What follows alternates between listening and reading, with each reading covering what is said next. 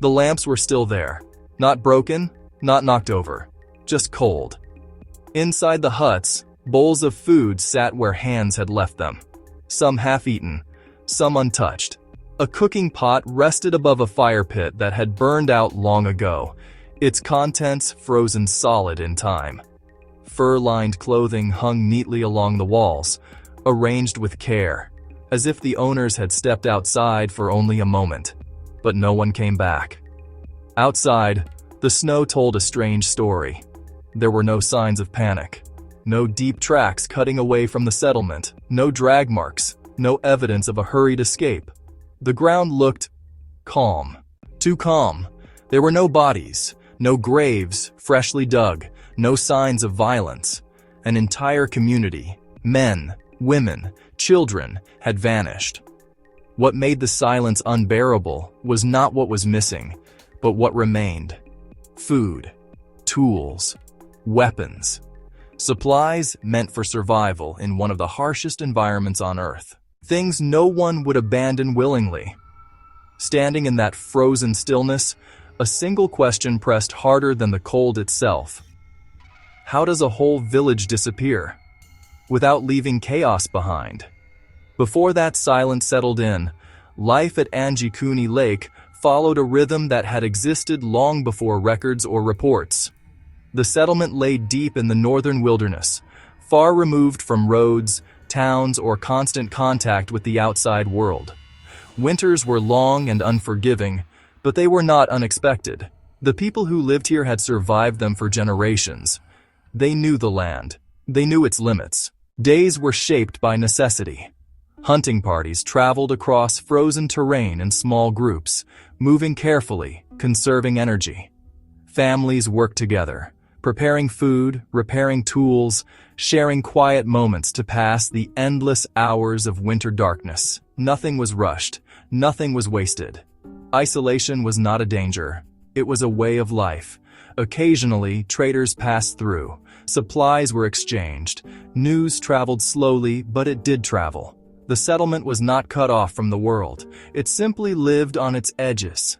And because of that, the people of Anjikuni Lake understood something crucial. If you had to leave, you prepared. You packed food. You gathered tools. You freed your animals. You planned every step, because mistakes here were fatal. That is what makes what happened so difficult to accept. There was no sign of preparation, no packed supplies, no dismantled shelters, no indication of a planned migration. The land itself showed no warning. No sudden environmental collapse, no evidence of famine severe enough to force an immediate evacuation. Whatever happened here did not unfold slowly. It interrupted life. And when life stopped, it left everything behind. The first person to approach the settlement was not expecting mystery. From a distance, everything appeared normal. The huts stood in their familiar positions. The paths between them were still faintly visible beneath the snow. But as the distance closed, the absence became noticeable. There was no movement, no smoke rising from fires, no voices carried by the wind, no dogs barking in the distance. Stepping into the first hut revealed details that would later define the story. Food prepared, but uneaten. Personal belongings left behind. Sleeping areas undisturbed. Moving from one structure to the next only deepened the unease. Every hut told the same story. Not abandonment, interruption. Outside, sled dogs were found still tied to their posts. Dead. They had not run. They had not been freed. They had starved where they stood. In this environment, that detail alone was impossible to ignore. No one leaves sled dogs behind. Nearby, graves showed signs of disturbance. Opened. Empty. Whether this happened before or after the disappearance was unclear. What was clear was that someone, or something, had returned to this place after it was already silent. And still, there were no tracks leading away. No clear direction of travel. No evidence of a struggle, just absence that deepened the longer one looked. The first explanation was simple: relocation. Communities in the Arctic had moved before. Shifting resources, external pressure, harsh seasons.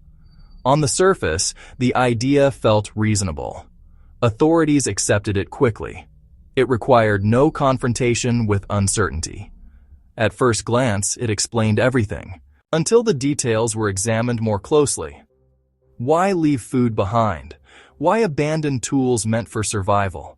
Why allow animals to die tethered in place? Relocation takes time, planning, deliberate choices. Anjikuni Lake showed none of that. The explanation did not fail dramatically. It failed quietly. And in that quiet failure, new questions emerged. One theory turns to the environment: severe weather, sudden famine, natural disaster. This could explain urgency, fear, a need to move without warning. But it does not explain the lack of preparation, or the absence of direction, or why experienced hunters would leave behind the very tools designed to keep them alive. Nature is unforgiving, but to those who live within it, it is also predictable.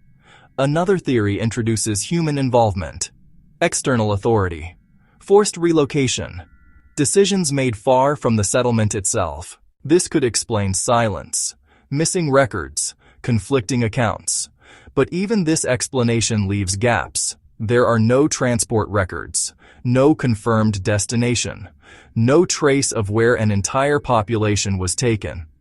Then there is the final theory, not supernatural, but deeply uncomfortable, that sometimes history does not resolve itself, that events can occur without witnesses, without records, and without answers, that the absence of evidence is not a clue, but the conclusion. So the question remains, if nothing catastrophic happened here, why did everything end at once? Today, Anjikuni Lake survives mostly in fragments, second-hand accounts, stories retold, records questioned. The settlement itself has been reclaimed by the land.